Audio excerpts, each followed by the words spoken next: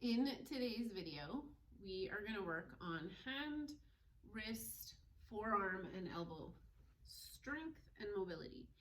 So I want you to start out just coming into tabletop. And I want you to notice a couple of things. First of all, how comfortable is tabletop? I want you to notice, can you get your elbows straight here? Can you get your elbows straight without your back turning into an angry cat back? Can you get your elbows straight and flatten your hands? And then you're just gonna shift back and notice if those things are easier here than here. And you can try that a couple of times. You just kind of sit back, notice how your hands feel here when there's less of a 90-degree angle. And then you come forward and you just observe. What do my hands do? What do my elbows do? What are my shoulders doing? Then we're gonna work first on a little bit of just hand awareness. So you're gonna start with a small ball and you're just gonna roll it in the palms of your hands. Just bringing a little bit of awareness to the palm of the hand.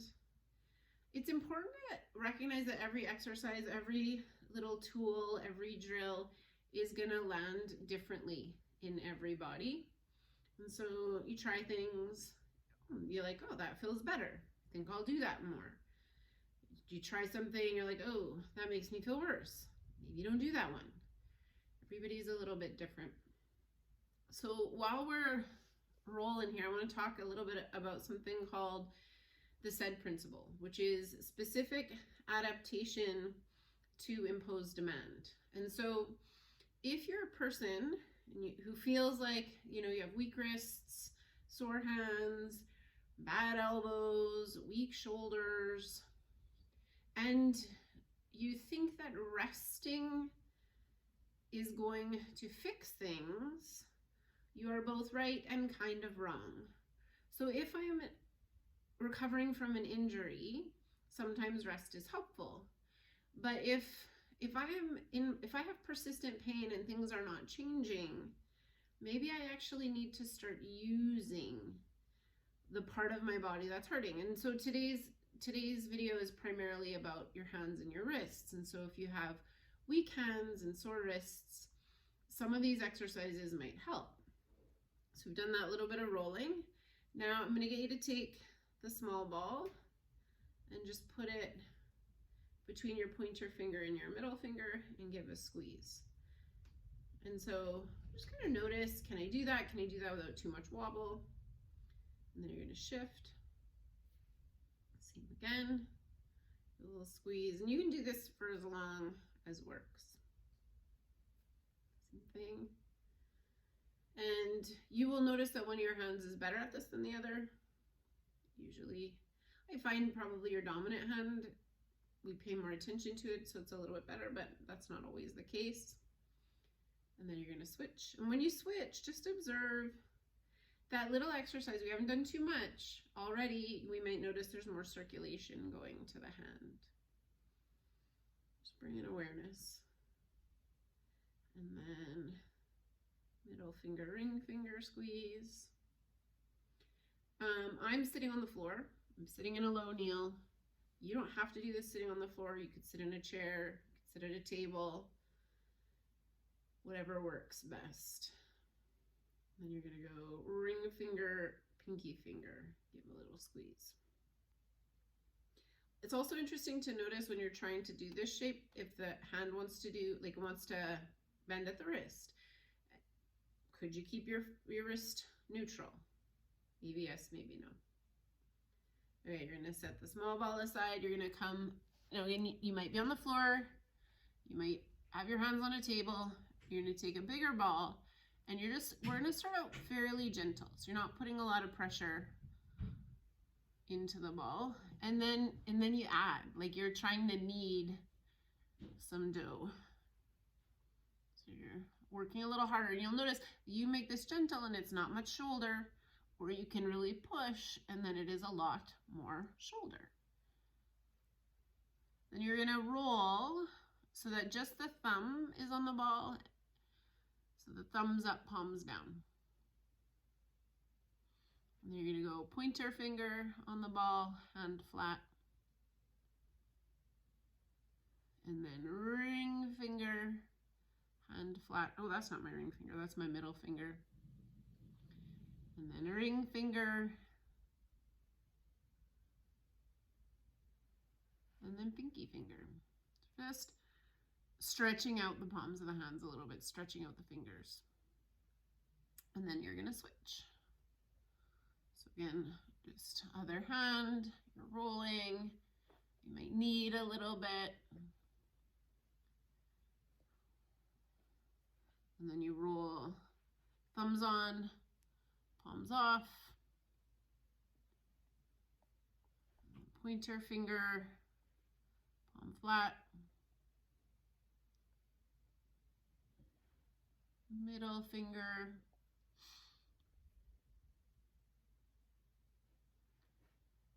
Ring finger.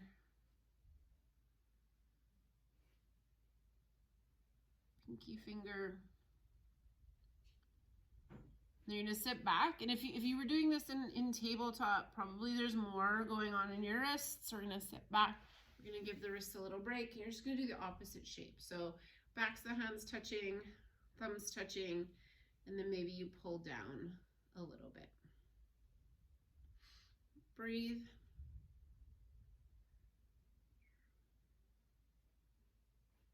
You're going to come back, flat hands.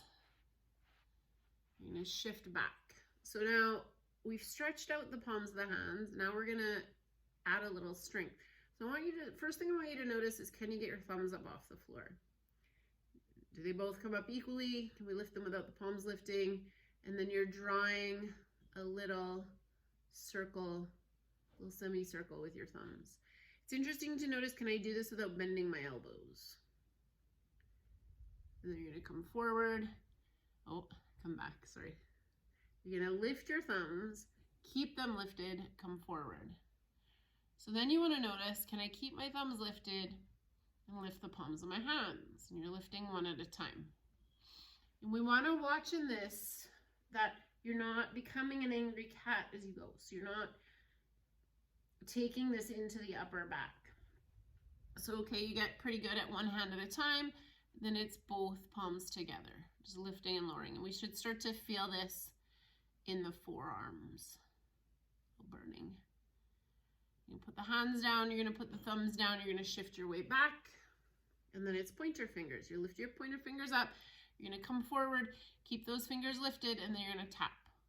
1, 2, 3, 4, 5, 6, 7, 8, 9, 10. You shift back, then it's middle fingers, coming forward. 1, 2, 3, 4, 5, 6, 7, 8, 9, 10. Shift your weight back. Then it's ring fingers coming forward. 1, 2, 3, 4, 5, 6, 7, 8, 9, 10. Shift your weight back and pinky fingers. Same again. 1, 2, 3, 4, 5, 6, 7, 8, 9, 10. And then instead of flat hands, we're going on fists. So you're going to be on your fists and you're going to walk around a little bit. Different work for the hands. And it's in your own body, it's interesting to just observe. Oh, fists feel better than flat hands. I have no pain in my wrists when I'm on fists, but it hurts when I'm on flat hands. So that tells you don't have bad wrists. You have wrists that aren't really great at this shape yet. And so we're working on that. Now you're gonna karate chop. So side of the hand, and then maybe backs of the hands. And you just gonna do different shapes with the hands a little bit. Then you go back to flat hands and you just notice, does tabletop feel different? It might not. Then I'm gonna get you to find something that has a little bit of weight to it. So this is a 540 ml can of beans. This weighs about 1 pound. So it's a 1 pound weight. So if you don't have weights at home, you actually do have weights at home. You have cans of beans. So that is an option. That would be sort of a lower load. Or, and I like this because, first of all, the bottle of wine is a little heavier. Generally, a bottle of wine is going to weigh about 2.5 pounds. And you have 2 different grips. So when I'm holding the bottle, it's one grip, and when I'm holding the neck, it's another grip. So it's going to give you different variables. And we're going to start with just holding the bottle. And you want to think about shoulder, elbow, wrist all staying in line. Keeping your elbow still, you're just rotating at the wrist. And like, it's not this. So that's me moving the bottle with my shoulder. It's elbow still, moving with my wrist. And then little forward, little back. And then you could draw a circle. And the circle's tricky. I have a strong desire to want to move at the elbow to create the circle, and then go the other way. You're going to set that down. You're going to pause for a moment, and I just want you to observe the circulation in your hand. Observe the circulation in your hand and in your wrist. Just notice. So when we talk about the SAID principle, this was the imposed demand. This circulation is your nervous system adapting to it. It's like, oh, so I'm going to send some circulation to that area because we need to build that area up. They're using that area, so we better make it stronger. Then you're going to switch. So you're going to take the bottle in your other hand, and again, it's going to be different one side to the other. Maybe you've had injuries on one side. Absolutely, that's going to change things, but we're thinking shoulder, elbow, wrist, all in line, and it's little side to side.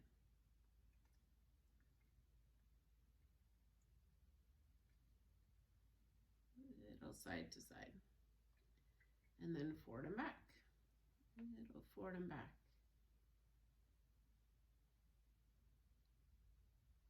My left wrist is a little snappier than my right.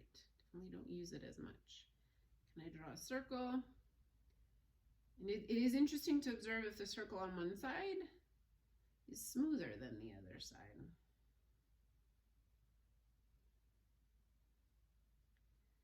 And you're going to set that down, and again, we're going to pause, and we're going to notice. Notice the circulation in the hands, just observe.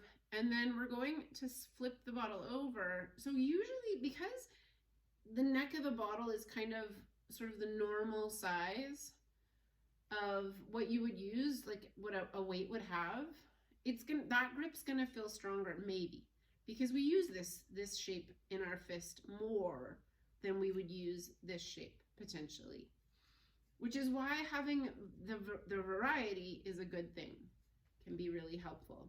Now, of course, the weight distribution is a little different, so it's gonna feel different in the wrist. The movement, you might notice that it's harder to control. Maybe it is easier to control. Everybody's a little different. And same thing, forward and back. In a circle.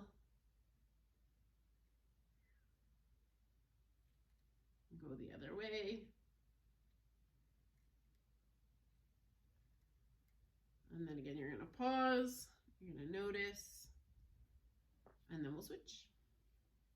Left hand, same thing. Little side to side. So this is like first level grip, hand, wrist, and forearm strength. Just building up strength in our hands and wrists to make things like carrying and hanging a little bit easier. Okay, you're going to set that aside. You're going to pause. You're going to notice again. Just observe. Now, you'll notice I have 3 cans here, and I have a bag, because not everyone has things like kettlebells at home or weights at home, but you can take your 1 pound cans, and can put them in a bag, and then all of a sudden you have a 3-pound weight. And you can use this 3-pound weight in the same way that you would use a kettlebell or whatever. They actually call this a suitcase carry, where you just have the weight on one side and you can walk. Now obviously 3 pounds is not a lot, but you could put, 10 cans in a bag and just practice. So when we're talking grip strength, again, we're usually pretty good at this grip because that's how we hold on to handles. You could vary your grip by holding the bag in a different way. And you just spend some time walking, shifting from side to side. So that's just a little introduction to hand, wrist, forearm, and elbow preparation for hanging. Can help for sore hands and achy wrists. Thank y'all for coming. Have a great day.